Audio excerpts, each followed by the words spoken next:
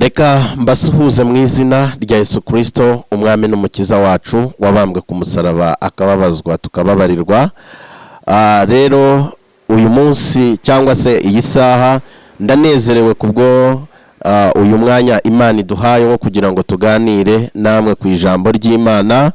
Mwese rero abadukurikiye kuri iyi televiziyo Holy TV Rwanda kuri channel ya Holy Spirit Church, ndanezerewe rero ari abadukurikiye muri iki gihugu cy'u Rwanda, ari abadukurikiye muri mu bindi bihugu bitandukanye ku mugabane w'Uburayi ndetse n'ahandi. Reka mbifurize kugirirwa neza n'Imana kandi mbifurize umugisha w'Imana. Rero wabudukurikiye aho uri hose, reka nkwifurize kugirirwa neza n'Imana. Amazina ni Pastor Ndayisenga John. Ndanezerewe rero kubw'uyu mwanya uko tugiye kuganira ku ijambo ry'Imana. Reka ngusabe kugira ngo utuze, kugira ngo tubanze twiyegereze Imana dusenge. Wafata Bibiliya yawe kuko tugiye gusoma ijambo ry'Imana, kandi ni ijambo ritubohora, ni ijambo ridukura mu rwego rikadushira mu rundi, ni ijambo ridusubiza intege mu bugingo, kandi ni ijambo rihumuriza imitima yacu. Reka dusenge. Turagushimiye Uwiteka Mana yacu, tuguciriye bugufi, habwa icyubahiro. Ijambo ryawe rirambwira ngo icyaha n'igisa nacyo nicyo kidutandukanya nawe, ariko ngiyo tuje tukagucira bugufi ubasha kutwezaho gukiranirwa kose, ukatwambika gukiranuka kwawe. Aka kanya rero reka tubabarire mu mitekerereze, mu mivugire, mu mikorere, buri uko twacumuye amategeko yawe yera, utubabarire, udukure ku rufatiro umwanzi Satani yadushyizeho, udusubize ku rufatiro rwawe Jehova. Tugushimiye rero ijambo ryawe rigiye kuba ribana natwe mu mitima yacu, mu miryango yacu. Reka rihindura amateka y'ubuzima bwacu, mu mibereho yacu, mu miryango yacu, mu bana bacu, mu nshuti zacu. Reka ribe ijambo ryo kutwubaka aho dusenyutse, kandi ribe ijambo ryo kudukomeza. Urakoze rero kuri mu ruhande rwacu, nta kibasha kurogoya imigambi yawe, mu izina rya Yesu Kristo umwami n'umukiza wacu, amen. Reka nongere mbahe ikaze rero bantu b'Imana, ndabakunda, muri abantu b'agaciro gakomeye kubw'umwuka w'Imana no kubw'ijambo ry'Imana. Rero hari ijambo umwuka w'Imana ashyize ku mutima wanjye kugira ngo tuganire, kugira ngo duhumurizanye, kugira ngo twubakane, kugira ngo tuganire. Ibiganiro bijya biba byinshi, ariko abantu bajya banezerwa bagasubizwamo imbaraga iyo bari kuganira ku ijambo ry'Imana. Ni ijambo utasanga handi, kuko ni ijambo rikwereka ubuzima bwawe, rikaguha urugendo ugomba kugenda, uko ugomba kwitwara, kuko mu ijambo ry'Imana ni ibintu bifite kondisiyo. Ntabwo ugenda nk'uko abandi bagenda, nta nubwo ugenda uko wishakiye, ahubwo bisaba ngo uyoborwe n'ijambo ry'Imana. Niyo mpamvu rero nkwifurije kugirirwa neza n'Imana, kandi buri uko umeze kose, buri uko ungana, buri uko ukomeye cyangwa se unoroheje, nagira ngo nkubwire uri uw'agaciro imbere y'Imana, kandi Imana yiteguye kukugirira neza. Rero nkuzaniye ijambo mwuka w'Imana ashyize ku mutima wanjye rivuga ngo bazongera bakubone. Hari uko abantu bakuzi, hari uko abantu bakubonye, hari uko abantu bagutekereza, ariko ijambo ry'Imana rirambwiye ngo nkubwire ngo bazongera bakubone. Reka dusome ijambo ry'Imana mu gitabo cy'umuhanuzi Yeremiya. Dusome igice cya 33 umurongo wa 14. Dusubiremo Yeremiya igice cya 33 umurongo wa 14. Dusome mu izina rya Yesu.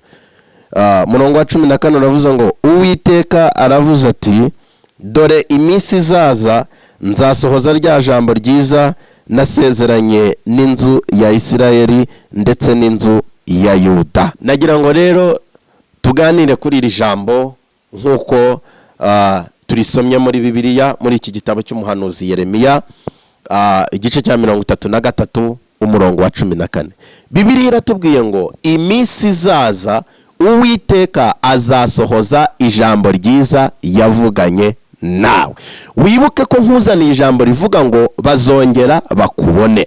Hari uko abantu bakuzi, hari uko abantu bakubona, ariko nagira ngo nkubwire ntukirebere mu cyo uri cy'uyu munsi, ahubwo wirebere mu cyo uzaba cyo ejo, kubera ko ijambo ry'Imana rirambwira ngo abari muri Kristo Yesu bava mu bwiza bajya mu bundi. Muri aka kanya wakwibona uri mwiza, ariko nagira ngo nkubwire ubwiza bwawe bw'aka kanya butandukanye n'ubwiza uzaba ufite ejo.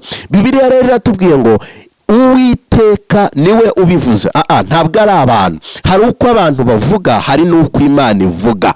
Iyo abantu bakwitegereza hari icyo bakuvugaho bitewe n'uko bakubona, ariko Imana yo mu ijuru hari icyo ivugana nawe kandi itajya yibagirwa. Yongeye kuvugana nawe rero muri aka kanya ngo iminsi izaza izasohoza ijambo ryiza yavuganye nawe. Ahubwo nakubaza ikibazo, hari ijambo ryiza ushobora kuba waravuganye n'Uwiteka? Hari ikintu waba waravuganye n'Uwiteka nubwo cyaba gitinze ariko cyaravuzwe n'Uwiteka? Reka nkubwire, abana b'abantu ni abantu nyine batandukanye n'Imana. Umwana w'umuntu yagusezeranya, yakuvugisha, yakubwira ibintu byiza, yagushakira ibintu byiza, ndetse akanabigusezeranya. Mwaba munaganira ukabona ni inshuti yawe, ukabona ntabwo akubeshya, ariko ukaza kwisanga watunguwe yakubeshye, ukibaza uyu ko ari inshuti yanjye byaba bigenze gute kugira ngo akore ibi ngibi? Nagira ngo nkubwire, ni umuntu. Ushobora kugenda hariya ukiga, abantu bakakwitegereza kubera ko umaze imyaka 2, 3, 5 nta kazi urabona, abantu bakakwitegereza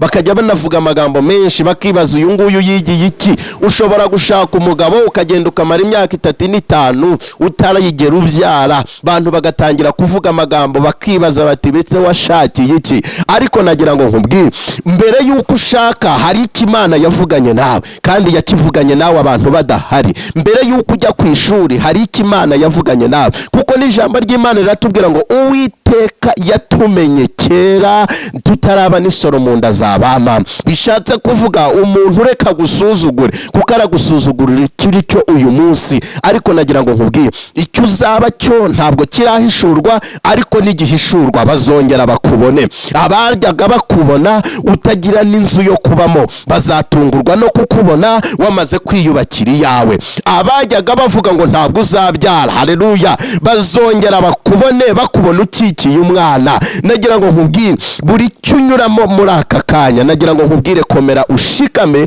kubera yuko hari ijambo Uwiteka yavuganye nawe kazakugirira neza. Ariko iyo neza ntabwo iraboneka. Bibiliya iratubwiye ngo iminsi izaza, iyo neza Uwiteka yavuganye nawe uzayibonesha amaso yawe. Hari icyo Uwiteka yavuganye nawe kazakugirira neza, kazakugira udasanzwe, kazakugira ukomeye. Ariko iyo witegereza ukarebera mu muryango wanyu, ubona nta hantu byaturuka, ubona nta naho byaca, ubona nta n'inzira. Ariko nagira ngo nkubwire, igifite agaciro ntabwo ari icyo abantu bakuvugaho, ahubwo igifite agaciro ni icyo Imana yavuganye nawe. Reka abantu bagitegereze, kuko nigisohora bazongera bakubone. Reka ugusuzugura gusuzugure, ariko ku munsi w'ejo azongera kubone. Reka ukurwanya kurwanya, ariko ku munsi w'ejo azongera kubone. Abantu bakuvuga amagambo, ariko bazongera bakubona Imana yasohoza icyo yavuganye nawe. Nimba yaravuze ngo izakugirira neza, apfa kuba ari Uwiteka yabivuganye nawe. Komera mu mutima wawe, komera ushikame. Reka mbwire wowe ubabaye muri aka kanya, ni igihe cyawe cyo kubabara. Kandi Bibiliya iratubwira ngo turi mu isi tuba dufashe igihe mu ntambara. Hari intambara urwana nayo muri iyi si, ndetse ujya ugaragara nk'ugiye gutsindwa, ugaragara nk'umuntu ubabaye, ugaragara nk'umuntu ubona nta n'igisubizo uzabona. Ariko nagira ngo nkubwire, hari icyo Imana yavuganye nawe, kandi iyo ntabwo ijya yibagirwa. Ikindi kidasanzwe, Imana yacu ntabwo ijya yivuguruza. Icyo yakubwiye no kugikora izagikora. Bibiliya rero iratubwira ngo nubwo cyanyura mu mazi, ntabwo amazi azagitembana. Igisubizo cyawe nubwo cyanyura mu muriro, ntabwo umuriro uzagitwika. Kandi icyo nkundira Imana yacu, ntabwo ijya yitiranya amazina. Reka uwatabawe muri aka kanya ashobora kwibwira ngo Imana yarakuretse. Ariko nagira ngo nkubwire, nubwo muri aka kanya waba urwaye, reka mvugane n'umuntu waba uri kwa muganga, uri kubona bidashoboka, uri muri bomboni, uri mu ibyuma bikongerera umwuka, ntubasha no kugenda, ntubasha no kweguka. Ariko nagira ngo nkubwire, ntuzihebe ugihumeka, kuko amateka arahinduka, kandi Imana yo mu ijuru niyo iyahindura. Nubwo abantu bakubwira ngo ntabwo uzakira, tangira urage, tangira ukore ibyiza, tangira ugiye gupfa. Ariko nagira ngo nkubwire, mu gihe ugifite ubuzima buzima, mu gihe ugifite akuko ugihumeka, mu gihe ugitekereza bikemera, nubwo waba uryamye, nubwo waba ubabaye, reka mvugane nawe. Nubwo waba ugenda nta n'igihumbi ufite, nubwo waba ugenda nta n'ikintu ufite, ubuzima bwawe ukumva burakomeye, buri kintu utekereza ukabona ntigikunda. Ariko nagira ngo nkubwire, hari Imana ivugana nawe. Iyo ngiyo yavuze ko izakugirira neza, iyo yavuze ko izaguha akazi, iyo yavuze ko izagukura mu buzima ikaguha ubundi, iyo yavuze ko izakugendesha amahanga, iyo yavuze yuko izahindura amateka y'ubuzima bwawe, iyo yavuze yuko uzakira iyo ndwara, iyo yavuze yuko izagutabara abantu bagutereranye ariko ikagutabara, iyo ngiyo niyo yo kwizerwa. nje kukubwira rero ngo yongeye kuvugana nawe ngo iminsi izaza n'ejo harimo, iminsi izaza n'ejo bundi harimo. Upfa kuba wowe ufite ijambo wavuganye nayo, upfa kuba hari icyo uyitegerejeho yavuganye nawe. Nubwo waba ubona gitinze, ariko cyavuzwe nayo ntabwo kizahera. Nubwo waba ubona nta nzira gifite, ariko Imana ifite inzira zirenga ibihumbi byo kugira ngo igutabare. Humura nubwo bikomeye, ariko hari Imana ibyoroshya. Humura nubwo bidashoboka, ariko hari Imana ishoboye byose. Humura nubwo ubona nta nzira bifite, ariko hari Imana ibasha kugira umusozi yigizayo igaca inzira, kandi inzira ikaboneka, ukabona kugirirwa neza n'Imana, ukabona ineza y'Imana. Dawidi yaranditse aravuga muri Zaburi ya 86 umurongo wa 17, haravuga ngo unyereke ikimenyetso cy'ibyiza kugira ngo abanyanga bakirebe bamware, basobanukirwe yuko Uwiteka untabaye ukamara umubabaro. Haleluya.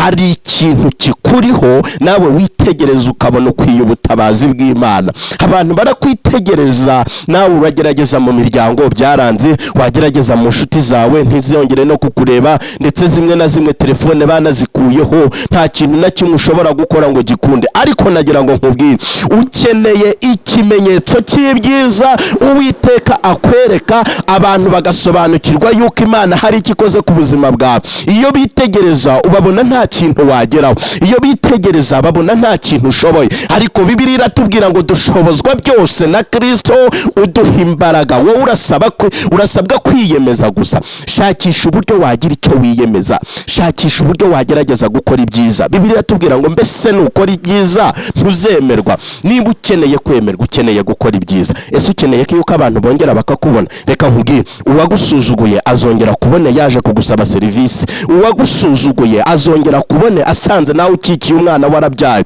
Uwagusuzuguye abantu bavuga ngo imyaka ibaye myinshi bazongera bakubone babonye invitation zasohotse.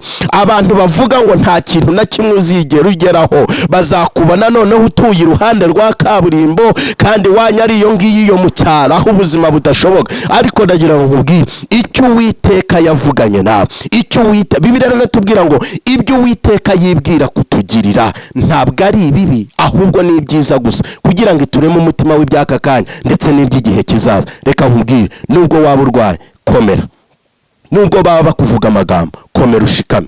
Wowe wikwita ku byo abantu bavuga, ahubwo ite ku Imana yavuganye nawe. Wikwita ku byo abantu bagukorera, ahubwo ite ku cyiza cyo gukora kugira ngo Imana ihindure amateka y'ubuzima bwawe. Wibuke Bibiliya iratubwira ngo ikintu kidutandukanya n'Imana yacu ni icyaha n'igisa nacyo. Wowe nimba ukora ibyiza ukitandukanya n'icyaha n'igisa nacyo, witerwa ubwoba nuko ukennye muri aka kanya, witerwa ubwoba nuko ukora business ugahomba, kubera ko Uwiteka ntago ajya yibagirwa icyiza yavuganye nawe.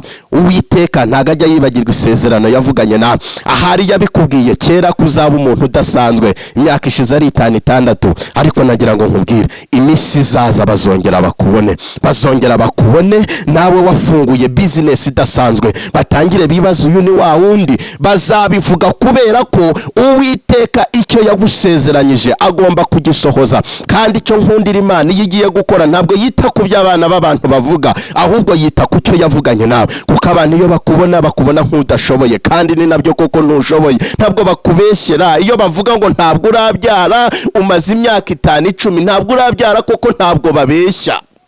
Haleluya. Iyo abantu bavuga ngo nta kazi ugira, nawe ubyiyize umaze imyaka 5 nta kazi ugira kandi warize. Iyo abantu bavuga ngo ntacyo ushoboye, nawe urabizi neza, urabireba ukabona ntacyo ushoboye. Ariko nubwo bimeze gutyo, hari icyo Imana yavuganye nawe. Irakubwira ngo igihe kimwe ubwo abana b'abantu bazaba bacecetse izavuga, ubwo abana b'abantu bazaba bahagaze gukora izakora. Iyo witegereza ukabona mu muryango nta kintu bagukorera, ababyeyi baragutaye, inshuti n'abavandimwe ntibakikureba, ntabwo bakikumva, nawe uritegereza ukareba ese byaturuka Imana yo mu ijuru. Ariko nagira ngo nkubwire, ntibikagukure ku Mana, kuko abantu bazongera bakubone, kandi abakuvuga amagambo mabi muri aka kanya, ikimenyetso cy'ibyiza kigiye kuza ku buzima bwawe, batangire bavuga ibyiza. Ikimenyetso cy'ibyiza kigiye kuza mu muryango wawe, batangire babone ko umuryango udasanzwe. Ikimenyetso cy'ibyiza, reka nkubwire, abantu barakwitegereza, bakureba mu itorero bakabona nta kintu ushoboye, ndetse bakajya bakuvuga amagambo bakabona nta hantu uzagera. Ariko nagira ngo nkubwire, hari Imana yaguhamagaye, ndetse ijya kuguhamagara abo ngabo bavuga ntabwo bari bahari. Hari Imana yavuganye nawe, ivugana nawe uri mu masengesho. Hari icyo yavuganye nawe waba uri mu gikoni uri guteka, kuko Imana ibera hose icyarimwe, kandi iyo wayemereye ukayiha umwanya igira icyo ikorana nawe. Hari icyo yavuganye nawe wibereye ku ntebe y'ishuri, ariko gitandukanye n'icy'abana b'abantu bavuga. Hari icyo yavuganye nawe wibereye mu kazi uri gukora, ariko ubona utajya wunguka mu kazi, ariko yakubwiye ko igihe kimwe uzunguka. Hari icyo yavuganye nawe irakubwira ngo nzakugendesha amahanga, ariko uritegereza ukabona nta na viza ugira, nta na passport ugira. Ariko Imana ikajya ivugana nawe ngo uzabwiriza abantu ibihumbi, ariko ukabona nta nzira, nta hantu wajya,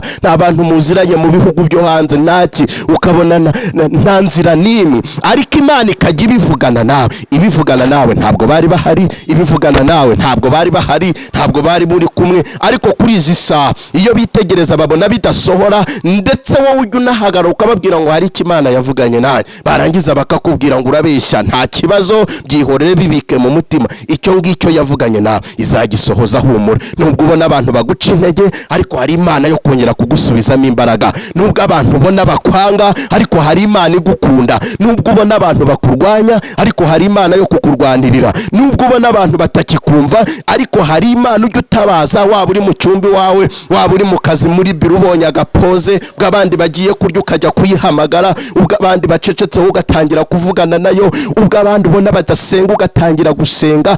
Imana ikagira ikivugana nawe, icyo ngicyo nikizasohoza. Icyo ngicyo yavuganye nawe nikizahagararaho, kugira ngo abantu bongere bakubone. Abari bakuzi uri umukene bazongera bakubone wabaye umukire, bahindura amagambo. Abari bakuzi ubuzima budafatika, twagiye tubibona tukabibona, abantu bavuga ngo nta buzima buzagera, abantu bakavuga nta cyo uzashobora, abantu bakavuga ngo nta kintu wakora, abantu bakavuga ariko tugiye tubona ubuhamya natwe ubwacu twihereyeho. Abantu bakavuga ngo ntaho tuzagera, ariko turagenda bagasigara. Abantu bakavuga ngo nta kintu tuzakora, ariko iki gihugu tukiboneyemo akazi, tukiboneyemo amahoro, tukiboneyemo umutekano. Ariko iyo tubireberaho tuvuka, usanga na icyo nkundira Imana, ntabwo ijya yita ku miryango, ntabwo ijya yita ku baturanyi, ntijya yita ku nshuti, ahubwo yita ku cyo yavuganye nawe. Kuko niyo igiye kuvugana nawe ntabwo ibahamagara, ariko icyo nyikundira, iyo imaze gusohoza ibyo yavuganye nawe ibisohoreza ku mugaragaro, nyine bakakubona. Bajyaga bavuga ngo warabeshyaga, bakatangira bavuga ngo uyu muntu yavugaga ukuri. Reka nkubwire, bazongera bakubone. Wa mukobwa we bazongera bakubone, wa musore we bazongera bakubone, wa mugabo we bazongera bakubone, wa mukene we bazongera bakubone. Ubu ngubu duhangayikishijwe ngo n'icyorezo coronavirus, ni ikibazo gikomeye. Umuntu wari wese uramubwira corona, ariko nagira ngo nkubwire, wowe mu Kristo, wowe mu pastor, wowe apotre, wowe mushumba, ntigukure ku Mana. Yaraje ariko igomba no kugenda, kuko Bibiliya yatubwira ngo buri kigira itangiriro cyose kigira n'iherezo. Humura, komera ushikame. Ntabwo Bibiliya iratubwira ngo indwara, ibyorezo, ibyo ntibikadutandukanye n'Imana. Bibiliya iratubaza ngo mbese niki cyadutandukanya n'urukundo rw'Imana? Ese ni ugupfusha? Ese ni ukurwara? Ese ni uko ibikorwa byahagarara? Oya, nta na kimwe cyadutandukanya n'urukundo rw'Imana. Ukeneye komatana n'Imana yawe, kuko icyo yavuganye nawe ntabwo ijya ibeshya, nta nubwo ijya yivuguruza, nta nubwo ari Imana ijya gutabara ngo ibanze ijye gusaba ubufasha. Ahubwo irihagije, iratubwira ngo ni byose muri byose. Nta na kimwe ukeneye kitari mu Mana, nta na kimwe ushaka utabonera mu Mana. Buri kintu icyo ari cyo cyose ushaka, emerera Kristo, ushaka Imana. Bibiliya iratubwira ngo dushake Imana, bishoboka bitanashoboka tuzayibona. Abantu bazongera bakubone. Mva, uzaniye ijambo rivuga ngo bazongera bakubone, ariko bazakubona mu biki? Abantu bari bakuzi uri umuntu udashobotse, uri umuntu wibera mu kabari, ariko bazatungurwa no kukubona warakijijwe nawe utwaye Bibiliya. Abajyaga bakubona utwaye icupa bakubone utwaye Bibiliya uri gusenga, bajyaga bakubona uri indaya bakubone ubuzima bwarahindutse. Bazongera bakubone, Imana nikwereka ikimenyetso cy'ibyiza. Abantu bazasobanukirwa yuko Imana yavuganye nawe. Ishobora kuvugana nawe muri aka kanya, ahubwo nagira ngo nkubaze, hari icyo Imana yavuganye nawe kugira ngo icyo ngicyo gihagararemo gitandukane n'icyo abantu bavuga? Hari icyo Imana yavuganye nawe gishobora kukubera cyiza mu gihe runaka, abantu bakongera bakakubona? Hari ikintu Imana yigeze ivugana nawe? Ushobora kumbwira nta kiravugana nawe. Ukeneye gusenga Imana kugira ngo wumve ijwi ryayo.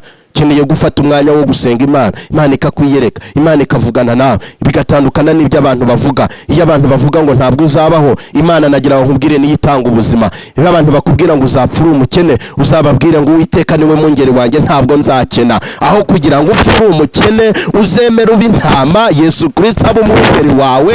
Ubwo bavuga ngo uzapfa ukennye, ubabwire ngo ya mwaribeshye, Uwiteka niwe mwungeri wanjye, ntabwo nzigera nkena. Abantu nibakubwira ngo ugiye gupfa, ubabwire ngo ntabwo nzapfa nzarama, ntekerereza abantu imirimo n'ibitangaza Uwiteka yakoze. Abantu nibakugisha impaka, ubabwire ngo Uwiteka yavuganye nanjye ngo azajya ndamiza ukuboko kwayo kw'iburyo, ariko gukiranuka kwayo. Ngo abagushaka, abakugisha impaka bazagushaka bakubure, abakurwanya Uwiteka azabarwanya, abakwanga Uwiteka azabagukundisha. Uwiteka ajya ahindura amateka, uwakwangaga kugukunda, uwakurwanyaga akakurwanirira, kuko Imana ifite byose mu biganza byayo. Nabo bakwanga bafite mu biganza, nabo bakurwanya bagufite mu biganza, kandi yiteguye kugira ngo ikugirire neza. Ntago witeguye gukorwa n'isoni uri mu Mana. Harasaba iki? Muze mbwira abantu, nta kindi kintu gitera umwaku. Abanyarwanda bajya bavuga ngo umwaka ubaho. Reka nkubwire, nta kintu na kimwe gitera umwaku usibye icyaha. Haleluya. Icyaha nicyo gitera umwaku. Reka nkwereke.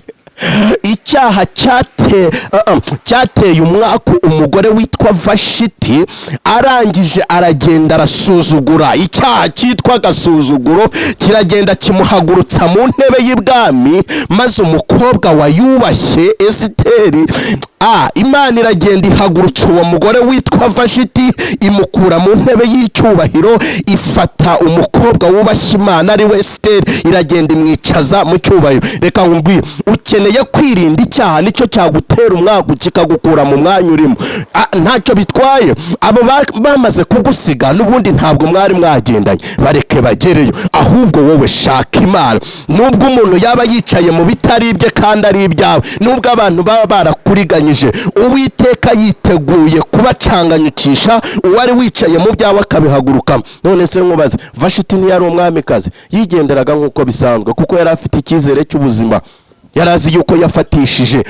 Ariko nagira ngo nkubwire, mu Mana nuguhozaho, nuguhora wihana, nuguhora ushaka Imana uko bwije nuko bukeye. Ntabwo Imana uyishaka umunsi umwe ngo ahandi urorere. Bibiliya natubwira ngo yemwe abibutsa Uwiteka ntimugahweme, haba ku manywa na nijoro. Ukeneye guhora wibutsa Imana buri cyo yagusezeranije, uyibutse buri cyo yavuganye nawe, uyibutse buri masezerano yaguhaye, uyibutse. Ariko umugore yaragiye aricecekera, aravuga yewe ndi umwamikazi, akajya yibera aho ngaho, arangije atangira no gutinyuka icyaha ibwami. Maze Imana iramwitegereza, iravuga wowe ukiri mu cyaha ntabwo ndi kukwitegereza, ahubwo ndi kubona umukobwa uri kunyubaha, uri kuncira bugufi, uri kunshaka mu gihe gishoboka n'ikidashoboka.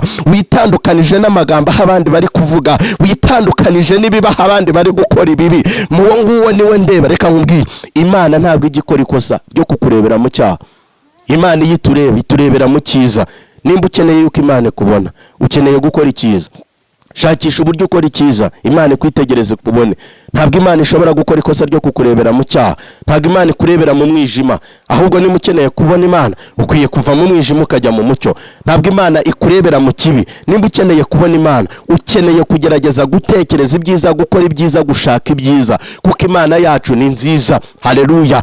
Rero nagira ngo nkubwire, humura, komera, shikama. Ibikurwanya wowe irinde icyaha n'igisa nacyo, icyo kizakubera intsinzi. Abari gukora ibyaha bareke babikore. Reka nkubwire, nkunze kubwira abantu, ntabwo igituma abantu batuvuga tugaceceka ari uko tubuze ibyo kubavuga. ntabwo igituma abantu bakurwanya wowe ukanga kubarwanya ntabwo ari uko bakurusha imbaraga. Igituma abandi bakora ibyaha wowe ukabireka si uko utabikora, ahubwo hari isezerano Imana yaguhaye niryo uri kurinda. Igituma abantu bakurwanya wowe ntubarwanye, igituma abantu bakuvuga amagambo kandi nawe ufite umunwa wavuga, igituma uceceka abandi bari kuvuga, igituma ushaka Imana aho abandi batagikeneye gushaka Imana, ni ukubera ijambo yasezeranye nawe kandi uri kurinda. Kandi Bibiliya yatubwiye ngo icyo yavuganye nawe ngo ujye witandukanya n'ikibi, iryo sezerano izaririnda. Yavuganye nawe yakubwira aho uzajya usanga abandi bavuga amagambo menshi, wowe ujye uceceka. Ntuzajya ubona abantu badasenga, wowe ujye usenga. Ntuzajya ubona abantu batari kuvuga ubutumwa, wowe ujye ubuvuga. Nubona ibintu babona ko bidashoboka, wowe ushakishe Mwuka Wera gushoboreje. Icyo ngicyo nicyo Uwiteka azasohoza. Uwiteka yavuganye nawe kuzabyara, umaze igihe ufite ikibazo cy'uko utabyara, umaze igihe ufite ikibazo cy'uko utashaka, imyaka ikubanye myinshi, utangiye kujya wihingero zo kuvuga ngo n'uyu nguyu yashatse ageze mu myaka myinshi, ngo n'uyu Hana yabyaye umwana yari yarakomerewe. Oya, ntabwo uri Hana, ahubwo wowe uri wowe. Imana iyo kwitegereza ibona wowe, ahubwo gerageza gushaka Imana ndetse no gukora icyiza. Wakwibaza utese ko nkora icyiza kubera iki Imana itansubiza? Imana ikorera mu isaha yayo. Ahari isaha yayo ku buzima bwawe ntabwo iragera, ahari icyo yavuganye nawe igiye kugisohoza. Humura, komera, ushikame. Hari icyo Imana yavuganye nawe, komera ushikame. Waba uri mu Rwanda, waba uri mu mahanga, Uwiteka yavuganye nawe, ntabwo yakwigera gukoza isoni, nta nubwo yakugirira nabi, ahubwo n'Imana yiteguye gusohoza icyo yavuganye nawe. Yavuze yuko izakwamamaza, yatangiye kubikora. Yavuze yuko izakugendesha amahanga, wowe bitegereze. Yakubwiye neza ko uzabwiriza amahanga. Ntabwo bisaba ibintu byinshi, ahubwo bisaba akayira kamwe k'Imana. Wowe uritegereza ugasanga inzira zose zarafunze. Urebye haruguru ubona nta kigenda, wareba hepfo ukabona nta gishoboka, wareba hirya no hino ukabona ntabwo byakunda. Ariko nagira ngo nkubwire, izo ni inzira enye urebye iyo haruguru no hepfo, urebye iyo hirya no hino, ndetse ureba niyo mu kirere, urebye nk'umwana w'umuntu. Kuko biratubwira ngo Uwiteka afite inzira zirenga ibihumbi. Rero nimba 5 uzirebye ukabona zirarangiye, Uwiteka aracyafite 990 wowe utaranatekereza. Ahari yacisha imwe muri izo, igisubizo cyawe kikaboneka. Ntabwo ari itegeko ngo igisubizo cyawe gituruka hepfo cyangwa haruguru cyangwa hirya hino, gishobora no guturuka mu mazi. Icyo Uwiteka afite mu biganza bye nuko ashoboye byose. Abantu dushoboye bimwe, ntabwo dushoboye byose. Wowe ushoboye gushaka, ariko ntabwo wishoboye kugira ngo wihe urubyaro. Kenera Imana rero gushoboresha kugira ngo abantu bongere bakubone. Wowe ushoboye kwiga, ariko ahari kubona akazi birakoye.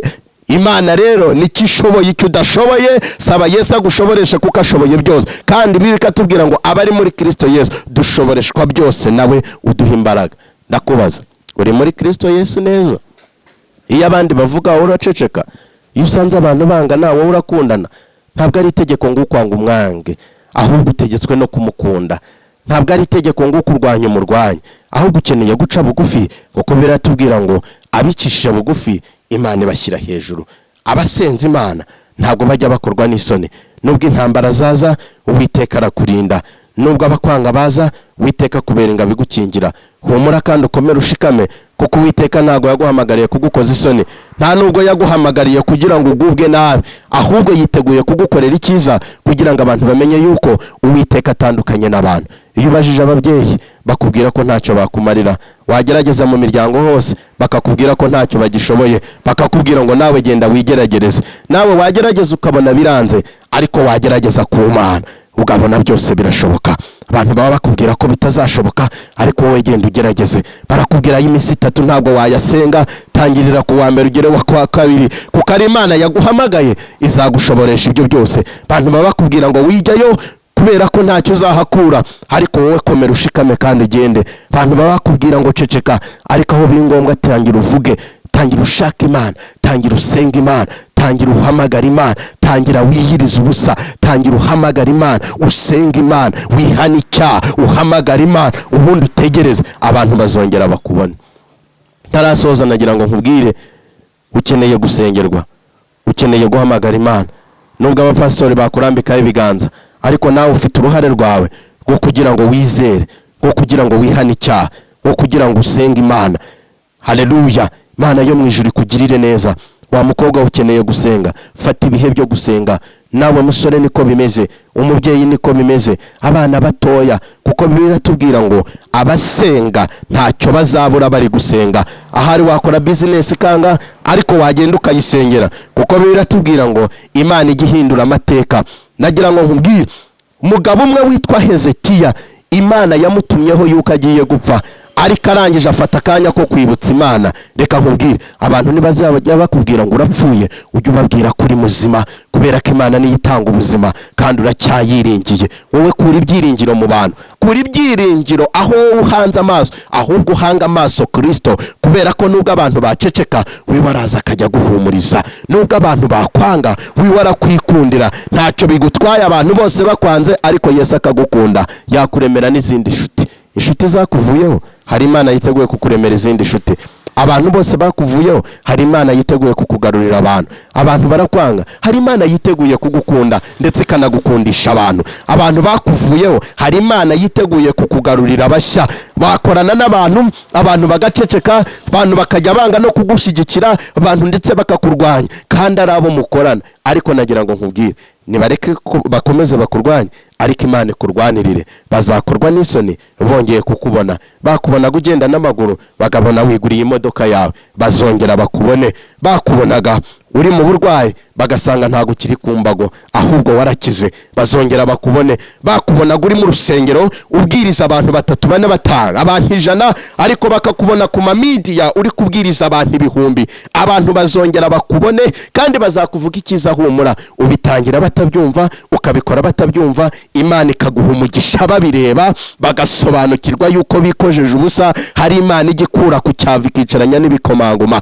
hari Imana igikura mu soni ikakwambika icyubahiro ndetse no gukomera. Abantu bazongera bakubone, bari bazi yuko urwaye, basange warakize. Abantu bazongera bakubone, bari bazi yuko utazashaka, bagusanga wicaye mu rwawe n'umugabo wawe cyangwa se n'umugore wawe. Abantu bazongera bakubone, bari bazi yuko nta kazi ugira, basanga uri umukoresha ahubwo.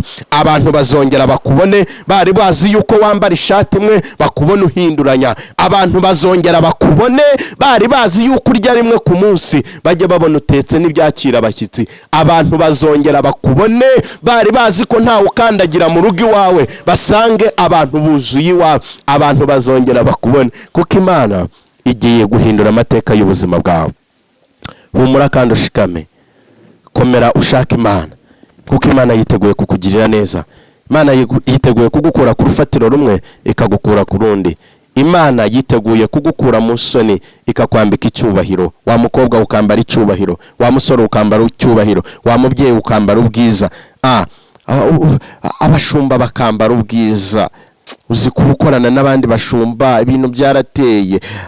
Wajya kubona umuntu akora ikiza ukamushyigikira, ariko ubu ntibikibaho. Ariko nubwo bimeze gutya, bazongera bakubone. N'ubundi abakurwanya nta kintu bari bagufashije, ahubwo Imana igiye kukuremera, bagiye kugufasha, maze abantu bongere bakubone. Imana yigushyize ku karubanda ikabikorera mu cyiza, basobanukirwa yuko wasengaga Imana. Ahari muri aka kanya urasenga bakavuga ko uteka umutwe, wahanura bakavuga ko bidashoboka, ariko imbuto zawe zizakugaragaza kandi abantu bazakubona. Imana yagushyize ahagaragara. Uracyari mu rwihisho, niyo mpamvu barirwa mu bakene. Uracyari mu rwihisho, niyo mpamvu kibarirwa mu ngumba. Ariko nubwo bimeze gutyo, bazongera bakubona. Reka nsoze nkubwira ngo humura, komera, shikama. Uwiteka yiteguye kukugirira neza. Nubwo wabona bidashoboka, hamagara Yesu agushoboresha. Nubwo wabona uvuga bikanga, Uwiteka azagukora ku munwa, uzavuga. Nubwo wabona usenga ntibikunde, Uwiteka azagushoboresha kandi yiteguye kukugirira neza. Ngiye gusengeraho abantu mufite ikibazo cyo kutabyara, ngiye gusengeraho abantu mufite ikibazo cyo kudashaka. Imana niyo itanga byose. Ahari nubwo ubona bitarakunda, ariko ntugire ngo Imana yarakwibagiwe, ahubwo uriya yagezeyo kubera ko Imana yamutabaye. Nawe yiteguye kugutabara kugira ngo utabarwe nkawe. Nubwo ubona we yatabawe, ariko ku munsi w'ejo nawe uzaba watabawe. Wowe ukwiye kugira ishyari ryo gukora ibyiza, kuko biratubwira ukora ibyiza azemerwa, ariko ukora ibibi ntago Imana ikurebera mu kibi, ukeneye gukora icyiza kugira ngo Imana ikurebere mu cyiza, ukeneye gushaka Imana kugira ngo nubwo wabura abantu ariko Imana ibane nawe. Nicyo gituma ubona ikurindiye mu cyumba huri, nicyo gituma ubona ikurindiye mu kazi kandi bakurwanya, nicyo gituma ubona ikurindiye mu bantu kandi abantu bagenda bakuvuga ibibi, ariko ikanga ikaguhisha kuko ntago yakuremeye kugukoza isoni. Humura, uzashikama, uzakomera kandi Imana izabana nawe, izakugirira neza kuko ariyo yabivuganye nawe. Twasomye ijambo muri Yeremiya 33 havuga ngo Uwiteka aravuze ati ntabwo ari abana b'abantu babivuze, ahubwo no Uwiteka bivuganye nawe ngo azasohoza rya jambo ryiza yavuganye nawe. Icyo yavuganye nawe ku ntebe y'ishuri azagisohoza, icyo yavuganye nawe mu rushako rwawe azagishohoza, icyo yavuganye nawe aguhamagara mu rusengero azagisohoza, icyo yavuganye nawe uba pasiteri azagisohoza, icyo yavuganye nawe uba apotre, babishaka batabishaka azagisohoza, kubera ko ijya kukivuganya nawe. Hari yakivuganye nawe mu gikoni uri guteka, hari yakivuganye nawe uri mu masengesho usenga, hari yakivuganye nawe uri mu modoka utwaye, hari yakivuganye nawe uri ku ishuri uri kwiga. Icyo rero yavuganye nawe gihagarareho, utangire wihane buri cyaha icyo ari cyo cyose, kuko Imana yiteguye kukurebera mu cyiza. Kibi nicyo kigutandukanya nayo, ariko icyiza kiguhuza n'Imana. Gerageza rero ushaka Imana kandi Imana izabana nawe. Nezerewe Imana rero ko dusangiye amagambo y'Imana, kandi Imana ikomeze ibagirire neza. Dusoreze mu ijambo riri muri Yeremiya igice cya 31 umurongo wa 4 avuga ngo Imana izongera ikubake kandi nikubaka uzaba wubakitse. Haleluya. Imana yo mu ijuru izongera ikubake kandi nikubaka uzaba wubakitse. Aho wasenyutse urahazi, kimwe nuko nanjye nanahakubwira aho wari warigeze kwiyubaka ariko ukabona birasenyutse, ukabona utakaje amahirwe ya mbere akagenda. Bibiliya tubwiye ngo izongera ikubake kandi nikubaka izakubakira inzu idasenyuka, izakubakira urugo rudasenyuka, izakubakira ivugabutumwa ritanyeganyega. Uwiteka azongera kubake kandi nakubaka uzaba wubakitse. Haleluya. Buraho wasenyutse hose Uwiteka agiye kongera kukubaka kandi uzaba wubakitse. Buraho wababaye hose Uwiteka agiye kongera kukunezeza kandi uzaba unezerewe. Uwiteka yiteguye kukumara umubabaro akakwambika ubwiza, kandi ubwiza wambitswe n'Uwiteka n'ubwiza ntagereranywa, kandi n'ubwiza bukugaragaza mu bantu ko wambitswe n'Imana. Rero baba abanyarwanda, baba abanyamahanga, twese dukeneye Imana, kuko Imana niyo ibana natwe, niyo ikorana natwe, kandi niyo yaduhamagaye, kandi ntabwo izigera idukoza isoni. Reka rero dusenga Imana, kandi mbifuriza kugirirwa neza n'Imana. Aho uri ubwire mugenzi wawe ijambo ryaba rigufashije, uze gufatanya n'abandi, usharinge, babwire ubona yarababaye umubwire ngo humura bazongera bakubone. Ubona yarakennye umubwire, mukomanga umubwire ngo bazongera bakubone. Ubona yarari mu buzima budafatika umubwire ngo humura, Imana yavuganye natwe ngo mu minsi izaza Uwiteka azasohoza ijambo ryiza yavuganye nawe kandi abantu bazongera bakubone. Data wa twese ushoboye byose, uri Imana ivuga bikaba, urategeka bigakomera. Uko wari uri n'ubu ni kuri kandi ntabwo ujya uhinduka. Tugushimiye ko ijambo ryawe ari ryo ritwubaka kandi koko rikaba ritwubatse. Kandi Bibiliya tubwiye ngo iminsi izaza uzasohoza ijambo ryiza wavuganye natwe. Mwami mwiza, hari ababyeyi bari bakozwe n'isoni, hari abasore bari bakozwe n'isoni, hari abakorwa bari bakozwe n'isoni, ariko ijambo ryawe rirambwiye ngo iminsi izaza uzasohoza ijambo ryiza wasezeranye nawe, kandi watubwiye mu ijambo ryawe ngo ntabwo uzigera udukoza isoni. Twiteguye ineza yawe, twiteguye ikimenyetso cy'ibyiza, kugira ngo abadukojeje isoni bamware, basobanukirwe ko Uwiteka wadutabaye ukatumara umubabaro. Urakoze kuri mu ruhande rwacu, urakoze kugiye kunezeza abababaye, urakoze kugiye guhumuriza bari mu bibazo, urakoze kugiye kuburanira abari bari mu manza, urakoze Data wa twese kugiye kuremera abantu urufatiro ruzima, urakoze kugiye guhindura amateka y'imiryango yacu n'abana bacu n'igihugu cyacu n'inshuti zacu n'abavandimwe. Urakoze ko hari ibidasanzwe uremye ku buzima bwacu, kuko ijambo ritubwiye ngo ugiye kutwubaka, kandi nutwubaka tuzaba twubakitse. Ngaho komeza ubane natwe, ubane n'umudamu utuye kuri iyi si, ubane n'umugabo, ubane n'umusore, ubane n'urubyiruko, kandi ubane natwe twese mu gihugu cyacu. Urakoze kuri mu ruhande rwacu mubisha ntawe, mu izina rya Yesu Kristo umwana n'umukiza wacu. amen.